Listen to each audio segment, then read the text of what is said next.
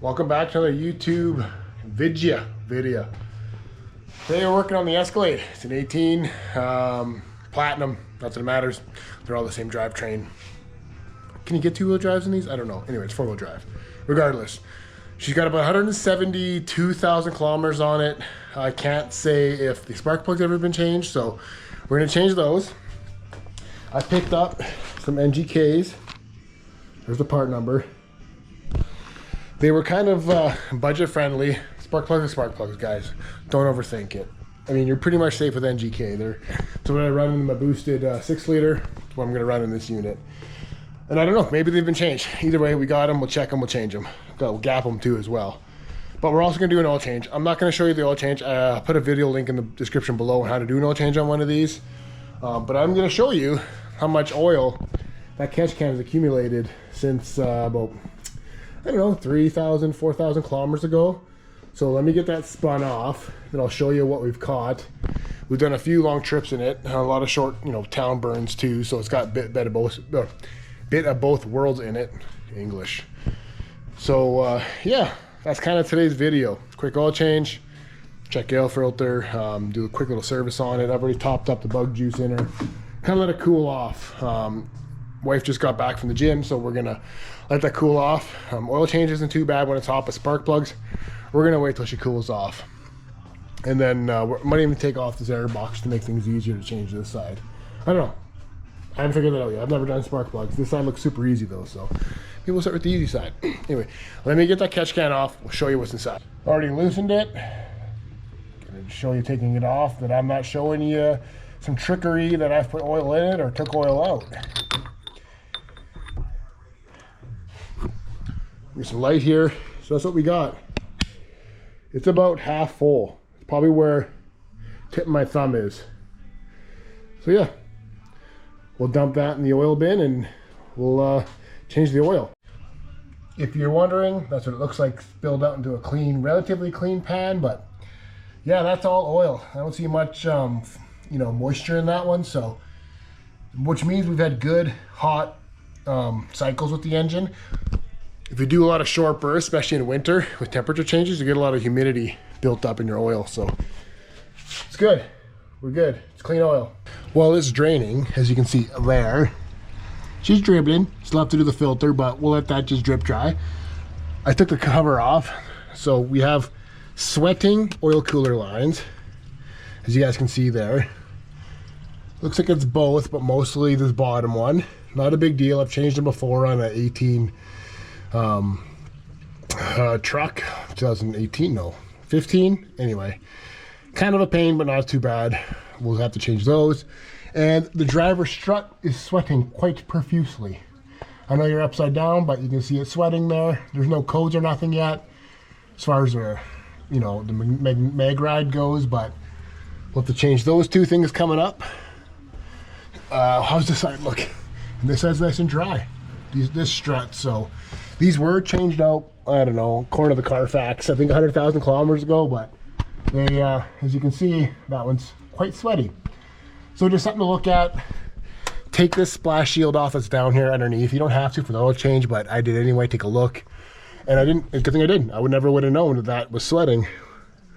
Obviously the strut you can see without it, but it's always good to inspect. Look at your belts.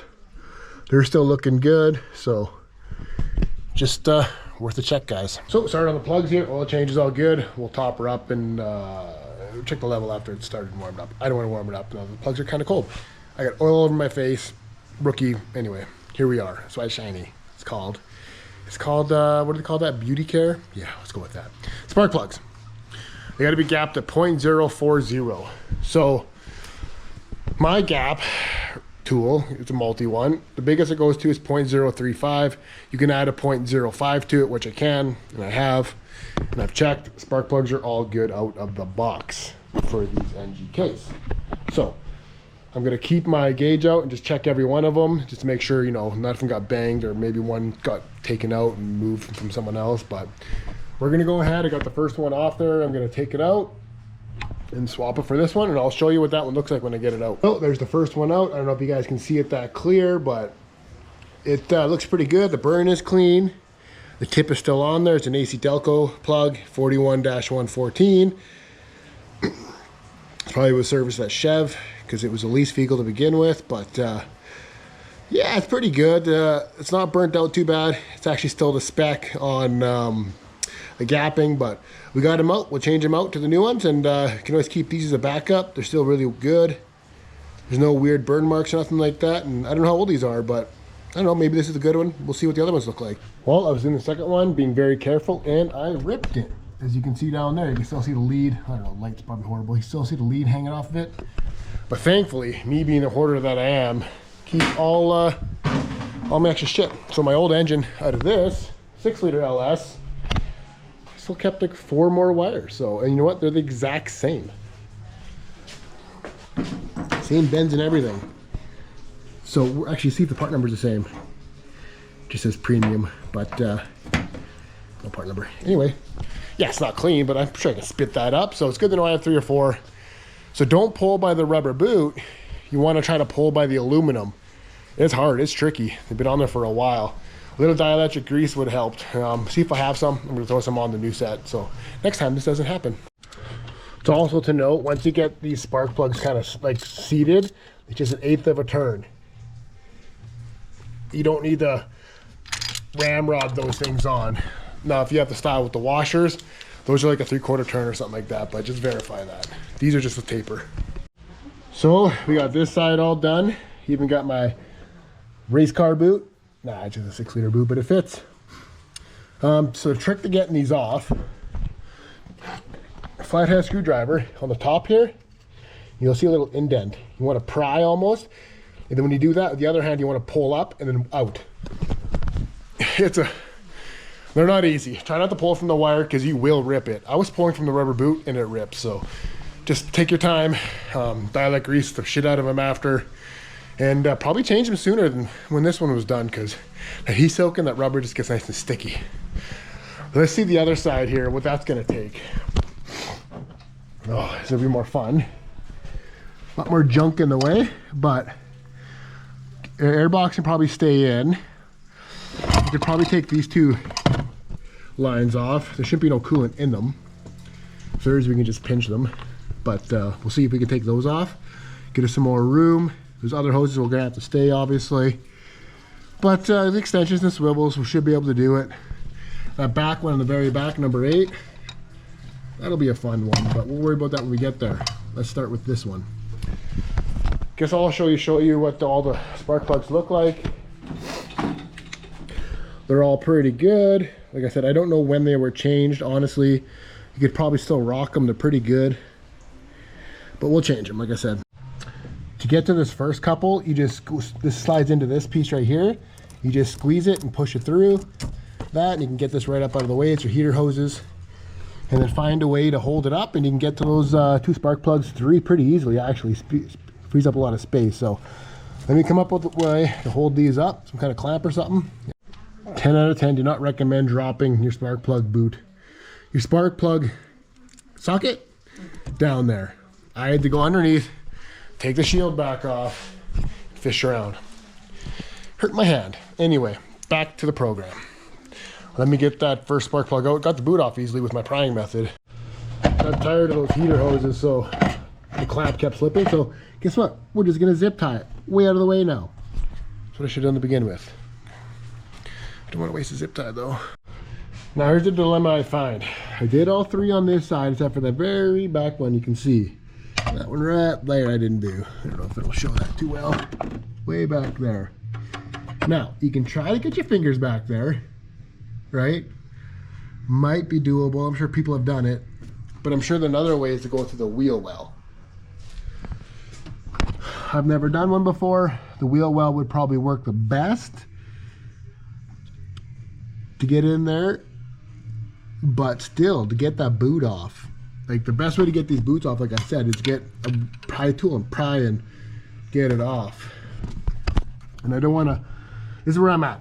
I don't want to go back there, and I don't want to, I mean, ripping a boot's ripping a boot. I have another one off of my old engine, but if I break the spark plug off, because you know, sometimes you get on a weird angle and it just break, and how are you going to get that old one out? Like at that point, you're obviously you got to tear this thing apart to get that out, right? You can try there. You're gonna have to go through the wheel well here to get to there. And maybe I do that, I don't know. But you could probably go right through here, so you'd probably take the tire off and do it too if you wanted to. I just don't know how determined I am right now to get that one. Is it hack of me not to do it? Yeah, I'd say so. And I'd probably not recommend doing that, but here's the 3 from that bank, and they all look good. They all, like, honestly, changing them was just because I had them and to make a video, but I don't know, guys. I don't really want to, I wonder if I can see that. I don't really want to get back there. Like, even because these are platinums pretty much, like, they're just very fine tipped. They're not burnt out, so I might just leave it. Maybe I'll start it, see how it idles now, see if I got a miss or not because of that ripped boot I got, or if I have any other ripped ones.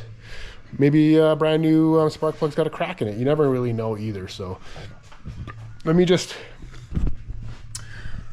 yeah, I'm gonna cut the zip tie. I'm gonna put it. I'm not gonna try that back one. No, the way my luck's been going with the oil change spilling all over my face because rookie move, dropping the filter in the oil, you know, typical stuff like that. Dropping my socket and extension. Luckily I found that because there's a front diff down there which hides a lot of shit. And then ripping that other boot. I don't want to push my luck. And I'm sure you've been in the same place I've been, and then you either swear at yourself for trying, and you know, then you're dedicated, and you know, a 2-hour job turned into an 8-hour job or whatever. Or what worst case scenario, what if you cross thread a spark plug or over tighten because they're aluminum heads? These are all things you have to worry when you do spark plugs. Not like the old small block Chevys back in the day where they were cast heads. You know, they're easy to work on, they're easy to get to, unless you had headers. Headers made it fun, but the cast exhaust manifolds were fine. Even on here, they're not too bad. It's just those wires, they're not like they used to be. They, I don't know what it is. I'm sure they're better, but they suck to get on and off. Well, at least off anyway. But anyway, so let me just, I'm not going to do it, guys. I'm just, like I said, I can't do it. I'm going to get this cleaned up, get that zip tie off, get all my tools and stuff off. Plug my mass sensor back in just because I was leaning on my stomach on it. I didn't want it to break. And then I'm going to look for leaks because then I got to put the cover back on too. So, and then I'll bring you back, I guess. Also, I do have a log on my iPhone that I use for all my maintenance on my stuff. So I write the date and the kilometers and what I did. So I already did all that. Just fun. Just a tip for you guys. Just do it. It's free. There's actually apps you can do it that'll, you know, little more, I guess, Excel-y, you know, Excel kind of formatting, but I just literally leave it in notes. It works for me. And you have a record. Plus my videos are a record too, but it's another record just for yourself. Yeah, so I was just trying to squeeze. Seems like it's high right there, but maybe it just sits like that. So it does idle better. Honestly, it's a lot smoother. You'll ever notice with these that idle, especially in gear, it's almost like the idle too low. They cut quite the shake. But changing the plugs did help a little bit. We'll look for leaks. Yeah, we're good. Besides the mess I already made, I don't see any fresh drops. I'll go underneath there as well. She's tight. I didn't lift it up this time, but also got to check the level now that we have it idling. So let me shut it off. We'll check the level. Whoever GM engineered this, come on now. You have to take these two out just to bend this up to get to a screw right there to get the cover off. Undo that to get that out of the way enough. Like, come on, guys. Anyway, air filter's clean. I mean, little here, but there, but she's clean. Light goes through it. So, we're good that way. We're good for another oil change. Luckily, we don't drive too dirty places. And honestly, yeah, she's good. I mean, maybe we'll throw an aftermarket one on there sooner or later. I don't know. Honestly, these aftermarket cold air intakes are not really cold air intakes. I mean, for $500, you gain maybe a horsepower, and that's when you're only flooring it. So, my opinion, keep it stock, unless you're going to do a lot of like a cam and stuff and get some more air flowing in there. But anyway, I digress.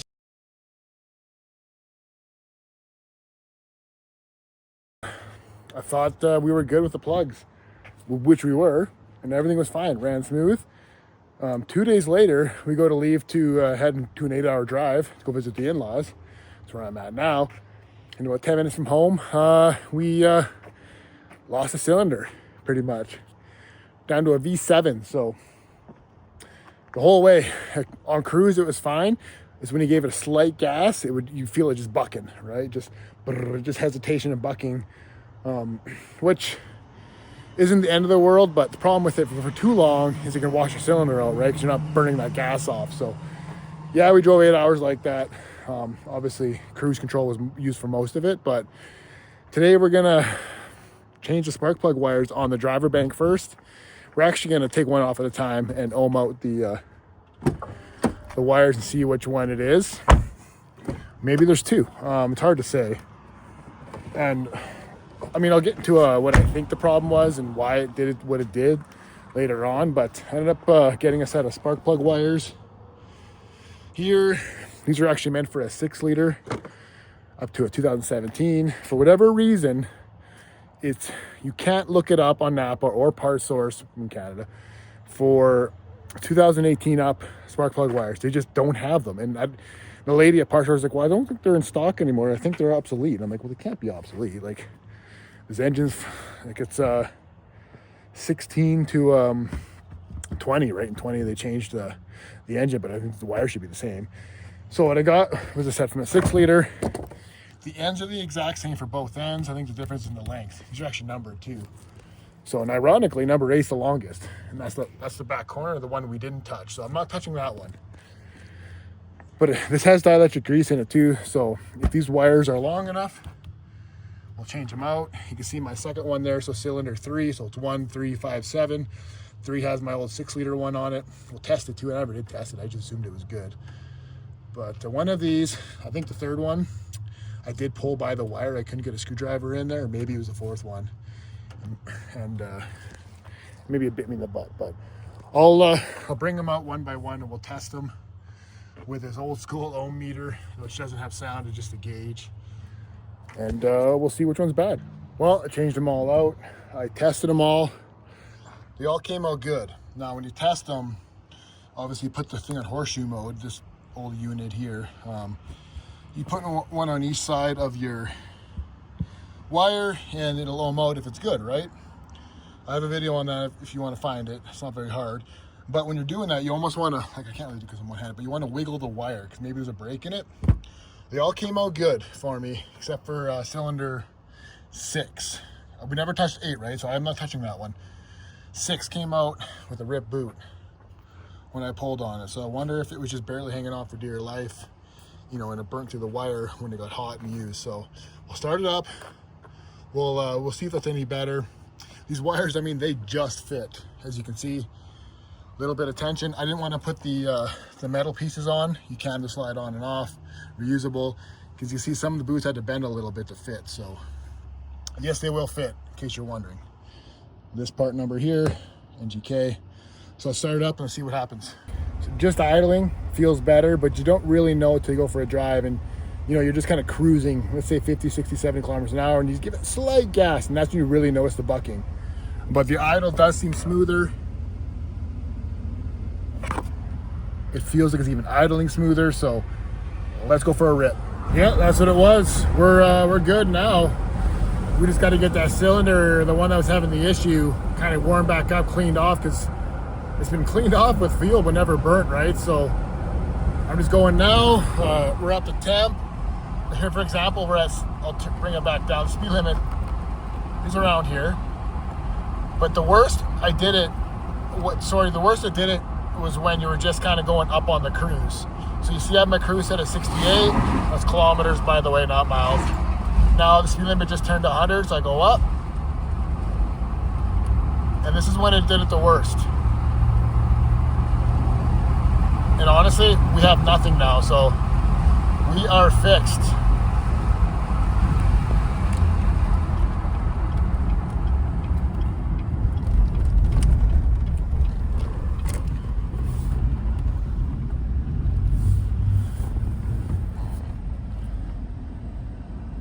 We'll do a little acceleration here.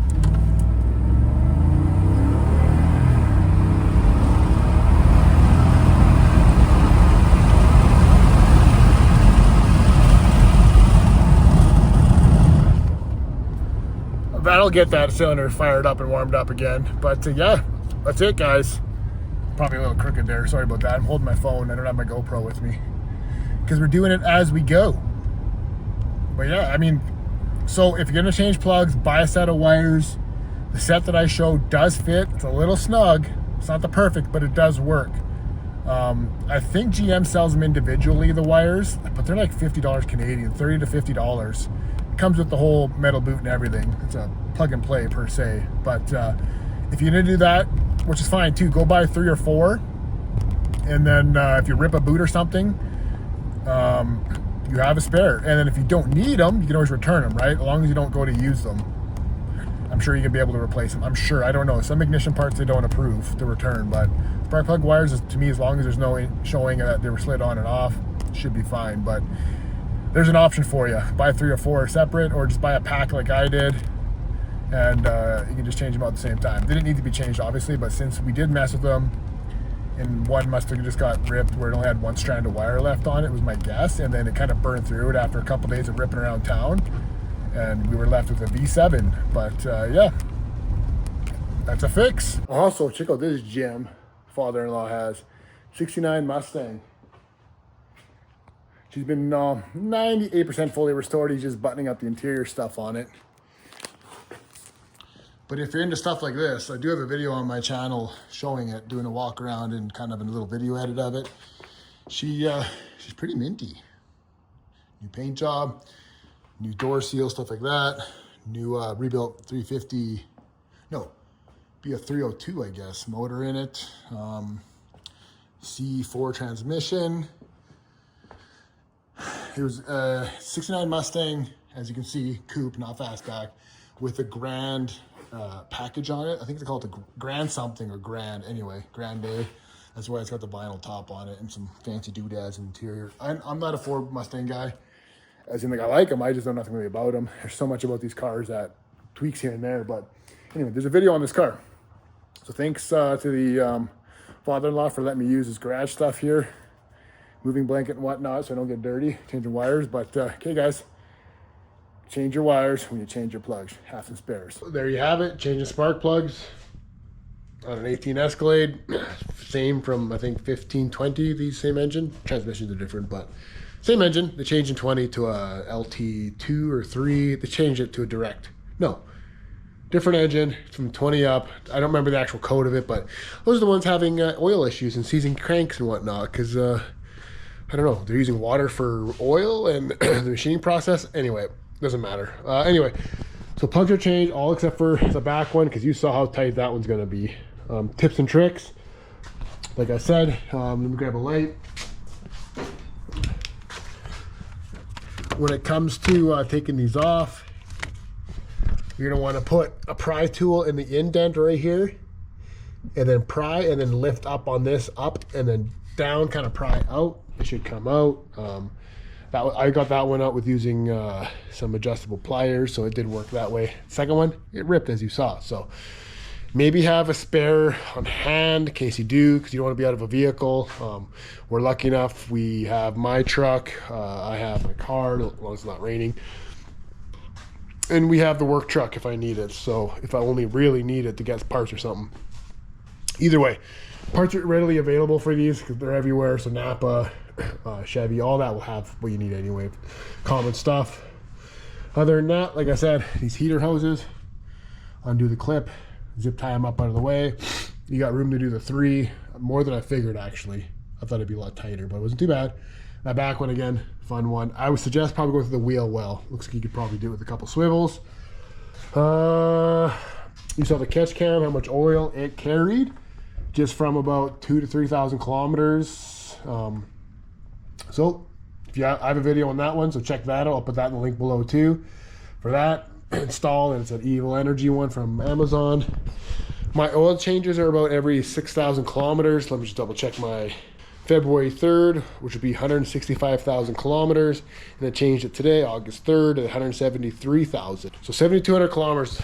It's a little more than I wanted. I'm running around 6,000, but honestly, anything between 6 and 8, 8 being the high end. We're kind of in the middle there, so just remember that. This is kilometers, not miles, guys. You Americans will have to convert that into miles. let's just say 5,000 miles. Change the oil in these things. With the AFM DOD, it needs clean oil. And I bumped up the oil to a 530 my last oil change. It's been good responses as far as that goes. And I have been using, because it was on sale, Mobile Super Synthetic 530. It's even Dexos 1, which is what GM uses, because this is what GM actually recommends for that engine. 0W20 with the same Dexos 1 Gen 3. So I just went a little thicker. I do have AFM shut off with the little disabler under the dash, so it's always in V8 mode. Actually, my mileage is pretty good, to be honest. My last video, my mileage on this will show that too, so check that one out. Okay guys, if you have any questions, say you're doing spark plugs, you want some tips, let me know. I didn't really show you the process as I was popping them out. Maybe I should have. It's just hard to do by myself. If I had a camera person, it'd be a lot easier. But we're not there yet. But thank you for all the subs and all the comments. Thank you for the thumbs ups. You know, even the thumbs downs, as much as I hate to say it, but all of that helps the algorithm. But thank you very much. We're getting close. We're almost 1,000. We're almost 700 right now. So thank you for subscribing. It all helps. And put that little coin in my pocket so I can keep doing stuff, you know, to the Escalade, the truck, and the car. Because I'm going to do it anyway, but having a little sponsorship would be fun. But okay, guys, we'll catch you on the next one.